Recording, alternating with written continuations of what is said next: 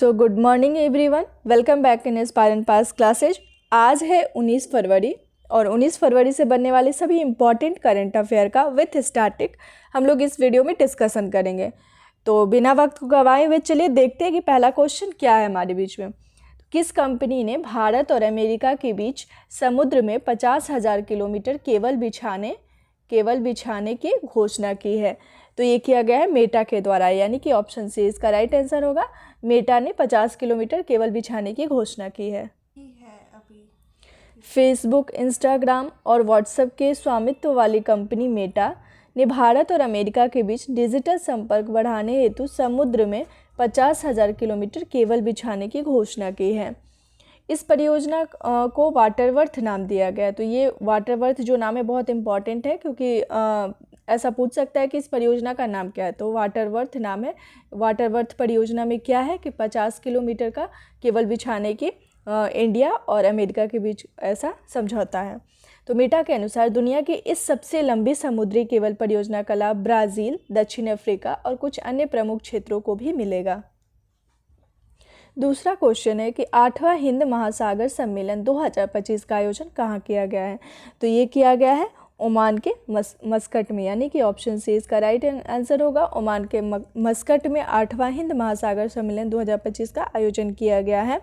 कब हुआ? तो ये 16 से 17 फरवरी 2025 के बीच में हुआ है। 16 से 17 फरवरी 2025 में हुआ है। और इस वर्ष सम्मेलन का विषय क्या है कि समुद्री साझेदारी के नए क्षितिज की यात्रा, ये इसका थीम है। तो ओमान के बारे में देख लेते हैं। ओमान की राजधानी क्या है? मस्कट है। और यहाँ मैप में यहाँ ओमान का लोकेशन है। मुद्रा क्या है? रियाल है। और सुल्तान वहाँ के कौन है? तो हैथम बिन तारिक अल सईद वहाँ के सुल्तान है।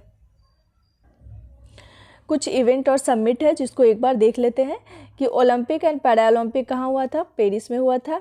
ब्रिक्स समिट 2024 कहाँ हुआ था? ये रसिया हुआ था। रसिया के कजान में हुआ था। G7 2024 कहाँ हुआ था? इटली में हुआ था। G20 2024 कहाँ हुआ था? ब्राज़ील में हुआ था। और T20 वर्ल्ड कप जो था ये मेंस वाला कहाँ हुआ था? तो USA और वेस्ट इंडीज़ में हुआ था। इसका होस्ट USA और वेस्ट इंडीज़ था। और T20 वर्ल्ड कप वीमेन का जो था वो UAE में हुआ था। और 7th international solar alliance 2024 India यानी कि दिल्ली में हुआ था। मिस वर्ल्ड 2024 इंडिया के मुंबई में। और मिस यूनिवर्स 2024 मैक्सिको में। और कोप 29 2024 ये बाकू के अज़रबैजान में हुआ था। अगला है कि धर्म गार्डियन युद्ध अभ्यास का आयोजन भारत और किस देश के बीच आयोजित किया जाएगा? तो ये किया जाएगा भारत और जापान के बीच में, यानी कि ऑप्शन सी राइट आंसर होगा। भारत और जापान के बीच कौन सा युद्ध अभ्यास होगा? तो धर्म गार्डियन होगा। भारत जापान संयुक्त सैन्य अभ्यास 25 फरवरी से माउंट फूजी में शुरू होगा। तो ये कहाँ पे होगा? तो जापान के माउंट फूजी में ये शुरू होगा। भारत और जापान के बीच संयुक्त सैन्य अभ्यास धर्म गार्डियन का छठा संस्करण 25 फरवरी से 9 मार्च तक जापान के माउंट फूजी में आयोजित किया जाएगा। इस अभ्यास का उद्देश्य क्या है कि दोनों सेनाओं के बीच अंतर संचालन क्षमता को बढ़ाना इसका मेन उद्देश्य है। तो युद्ध अभ्यास क्या होता है? युद्ध अभ्यास किन्हीं दो देशों की सेनाओं के बीच आपसी तालमेल को और सहयोग को बढ़ाने के लिए तथा विभिन्न तकनीकी को साझा करने के लिए मित्र देशों के साथ आयोजित होता है, जिनमें उन दोनों देशों या जितने भी देश शामिल होने की सेना वहाँ की हिस्सा लेती है और एक साथ में असली युद्ध की तरह युद्धाभ्यास करते हैं। अगला है कि हाल ही में जैकब किलिमो 57 मिनट से कम समय में हाफ मैराथन पूरी करने वाले किस देश के पहले धावक बने हैं? तो ये बने हैं युगांडा के, यानी कि ऑप्शन डी इसका राइट आंसर होगा। युगांडा के जैकब किलिमो 57 मिनट से भी कम समय में हाफ मैराथन पूरी करने वाले देश के पहले धावक बने हैं। 24 साल के जैकब ने इस हाफ मैराथन में 56 मिनट और 42 सेकंड का समय निकालते हुए वर्ल्ड रिकॉर्ड स्थापित कर लिए हैं। और इन्होंने इथोपिया के योमिक किजेल्चा का रिकॉर्ड तोड़ दिया है। तो इससे पहले ये रिकॉर्ड कौन बनाया था? तो इथोपिया के थे योमिक किजेल्चा। योमिक ने 57 मिनट और 30 सेकंड का समय लेते हुए कीर्तिमान स्थापित किया था। और अब ये जैकब जो है वो 56 मिनट 42 सेकंड में ये रिकॉर्ड किए हैं। हाल ही में किस संगठन ने अंगदान करे जीवन बचाएं पहल की शुरुआत की है? तो ये किया गया है आईसीसी के द्वारा, यानी कि ऑप्शन बी इसका राइट आंसर होगा। आईसीसी ने अंगदान करे जीवन बचाएं पहल की शुरुआत की है। मतलब कि जो जीवित व्यक्ति नहीं है उनके अंग से जीवित लोगों को लाभ हो और उनका जीवन बच जाए, ऐसा पहल शुरू किया है आईसीसी ने। तो आईसीसी के बारे में देख लेते हैं कि इंटरनेशनल क्रिकेट काउंसिल की स्थापना 1909 में हुआ था। इसका मुख्यालय यूएई के दुबई में है और अध्यक्ष जैसा है। वेस्ट इंडीज़ के जोमेल वारिकन और ऑस्ट्रेलिया के बेथ मूनी ने जनवरी 2025 के लिए ICC player of the month का पुरस्कार जीता है। आईसीसी ने चैंपियंस ट्रॉफी 2025 का ऑफिशियल शंख जीतोबाजी खेल की लॉन्च की है और आईसीसी अंडर 19 महिला T20 क्रिकेट विश्व कप का खिताब भारत ने जीता है और तेज गेंदबाज अर्शदीप सिंह को ICC men's T20 cricket of the year चुना गया है। क्रिकेट ऑफ द ईयर 2024 चुना गया।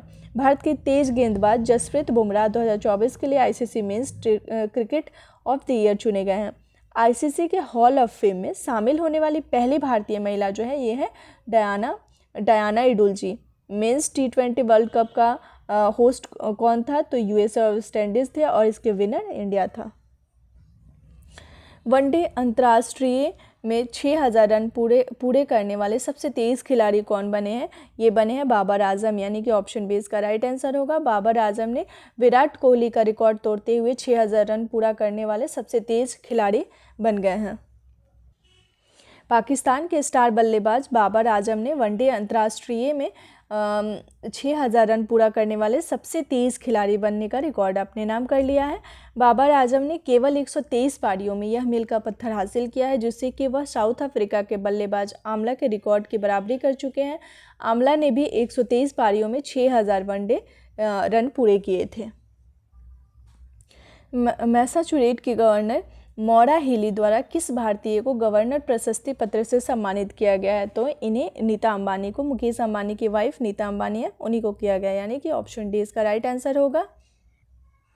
रिलायंस फाउंडेशन की फाउंडर व चेयरपर्सन नीता अंबानी को उनके शिक्षा, स्वास्थ्य और महिला सशक्तिकरण में योगदान हेतु मैसाचुसेट्स के गवर्नर मौरा हेली द्वारा गवर्नर प्रशस्ति पत्र से सम्मानित किया गया है।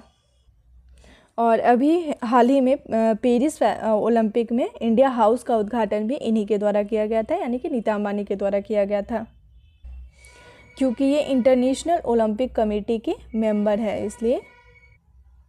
और प्रीवियस क्वेश्चन था कि बीसीसीआई द्वारा किस पूर्व क्रिकेटर को CK Naidu lifetime achievement पुरस्कार से सम्मानित किया गया है? तो ये किया गया है सचिन तेंदुलकर को, यानी कि ऑप्शन बी राइट आंसर होगा। सचिन तेंदुलकर को बीसीसीआई के द्वारा CK Naidu lifetime achievement पुरस्कार से सम्मानित किया गया है। और क्वेश्चन ऑफ द डे, यानी कि आज का क्वेश्चन है कि किस राज्य ने भांग की खेती के पायलट प्रोजेक्ट को मंजूरी दी है? तो इस क्वेश्चन का जवाब आप लोग को हमें कमेंट बॉक्स में देना है और जिसका जवाब पहले आएगा उसका मैं आंसर को पिन कर दूँगी। तो अगर आप लोग को ये वीडियो पसंद आ रहा है तो प्लीज़ मेरे चैनल को सपोर्ट करें, वीडियो को लाइक और सब्सक्राइब करें और अपने दोस्तों के साथ शेयर भी करें ताकि अधिक से अधिक लोग हमारे साथ जुड़ सकें। तो मिलते हैं फिर नेक्स्ट न्यूज़ के साथ नेक्स्ट वीडियो में। Thanks for watching.